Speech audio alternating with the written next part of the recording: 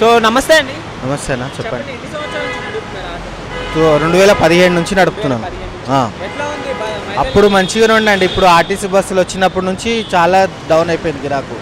అసలు ఉండడం లేదు. ఫైనాన్స్ కట్టుకోవాలన్నా ఇబ్బంది అవుతుంది, బాగా ఇబ్బంది అవుతుంది. మామూలుగా అసలు ఆ పథకం ఎట్లా ఉంది మీకు? పథకం అనేది అది ఆర్టీసీ బస్సు కాకుండా ఆ చదువుల పైన లేదంటే హాస్పిటల్స్ పైన పెడితే బాగుండే ఇలాంటి ఆఫర్లు అనేది. ఆర్టీసీ బస్సులు ఏంటంటే నార్మల్గా వెళ్ళే వాళ్ళు వెళ్తారు. ఇప్పుడు నార్మల్ ఏదైనా పని ఉంటేనే వెళ్తాం, లేకుంటే లేదు కదా. ఈ స్కూల్స్ లేదంటే హాస్పిటల్స్ పెడితే బాగుంటుంది.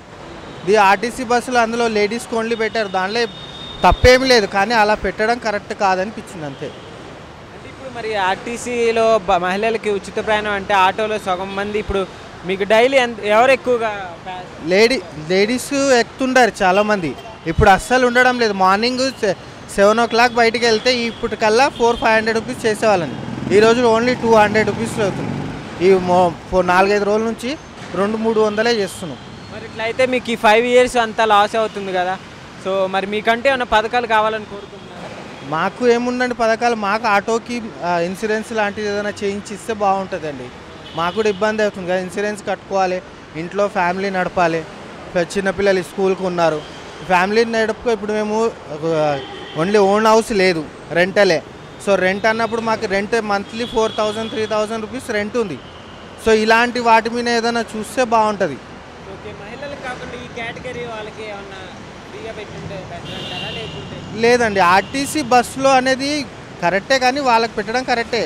అందరికీ అంటే బాగుంటుంది, కానీ అందరికీ అంటే కూడా వాళ్ళు కూడా ఎక్కడి నుంచి పెడతారు? అయితే ఇంతకుముందు ఆటో వాళ్ళు కూడా హైదరాబాద్లో ఇష్టం వచ్చినట్టు ఎట్లా పడితే అట్లా తీసుకునే వాళ్ళు, ఛార్జ్ చేసేవాళ్ళు.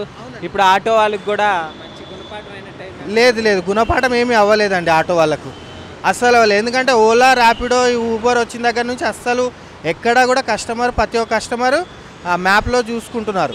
మ్యాప్లో చూసుకొని ఓలాలో ఎంత అవుతుందో అంతే వాళ్ళు అడుగుతున్నారు, లేకపోతే ఎక్కడం లేదు ఎవరు కూడా.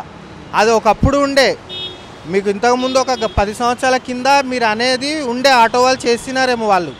ఇప్పుడున్న ప్రజెంట్ ఆటో వాళ్ళు చేయడానికి వీలే లేదు అసలు. ఇప్పుడు మరి మహిళలు ఎక్కట్లేదు కదా, అయితే ఛార్జెస్ తగ్గించడం లాగే ఏమన్నా జరుగుతుందా? తగ్గించడం అంటే నేను ఎక్కువ ఓలా, ఊబరే నడుపుతాను, ర్యాపిడో నడుపుతున్నాను. సో దాంట్లో బుకింగ్స్ అనేది రావడమే లేదు, అస్సలు రావడం లేదు. ఈరోజు జస్ట్ 300 రూపీస్ మార్నింగ్ 6 o'clock నుంచి.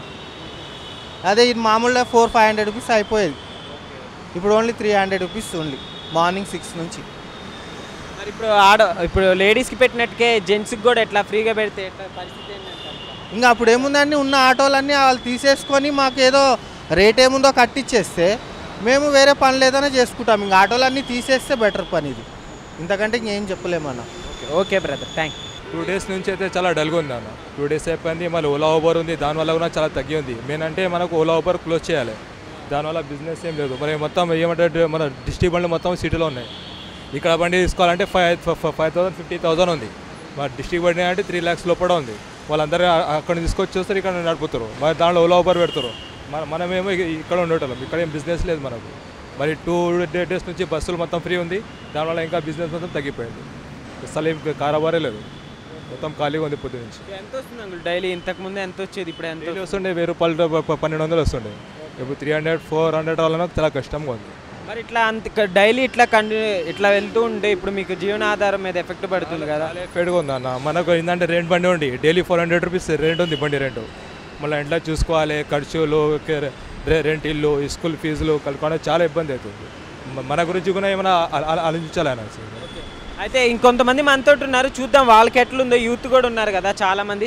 సో బ్రదర్, ఎట్లా ఉంది అంటే ఇప్పుడు మహిళలకి ఉచితంగా ప్రయాణం ఇచ్చారు, ఆటో వాళ్ళకైతే ఇప్పుడు ఎక్కువ లేడీస్ ఎక్కుతుంటారు కదా? అవునవును, లేడీస్ కూడా ఎక్కుతుంటారు. కానీ ఇప్పుడు 2 రోజుల నుంచి బస్ ఫ్రీ ఉన్నప్పటి నుంచి చాలా ఇబ్బందిగా ఉంది.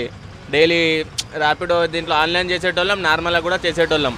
దొరుకుతాయి, చేసుకుంటే నార్మల్గా బుకింగ్స్ వచ్చేవి. ఇప్పుడు ఆ బుకింగ్స్ కూడా తక్కువ అవుతున్నాయి, బస్సులు ఫ్రీగా ఉన్నాయి కదా. మళ్ళీ అట్లనే ఇక్కడ పనులు కూడా చాలా ఉన్నాయి, చాలా ఇబ్బందిగా ఉంది బ్రో. ఇప్పుడు ప్రజెంట్ అయితే ఏం లేదు, 2000 చేసుకునేటోళ్ళం, ఇప్పుడు 1200 వెయ్యి అయ్యేసరికి చాలా కష్టం అవుతుంది ప్రజెంట్ సిచ్యువేషన్. అయితే బండి కిస్తీలే కట్టలేకపోం, ఇట్లుంటే ఇక బండి 5 లక్షలు పెట్టి తీసుకుంటున్నాం, ఏం ప్రాఫిట్ ఉండదు ఇట్లా అయితే. ఇట్లానే ఇంకా కంటిన్యూషన్ అవుతూ ఉంటే ఇక బండి అమ్ముకున్న కొనేవాళ్ళు లేకుండా పోతారు అంటున్నారు, ఏం చెప్తారు? చాలా ప్రాబ్లం అవుతుంది, అసలు ఏముంది బ్రో, ఏం లేదు. ఇప్పుడు స్టార్ట్ అయినప్పటి నుంచి చాలా ఇబ్బందిగా ఉంది. బండి నడపాలంటే కష్టం అనిపిస్తుంది తెలుసా. ఈ డబ్బులకి వచ్చే ప్రాఫిట్ ఏం లేదు. గ్యాస్ వేసుకొని మొత్తం తిరుగుడే అవుతుంది ఖాళీగా.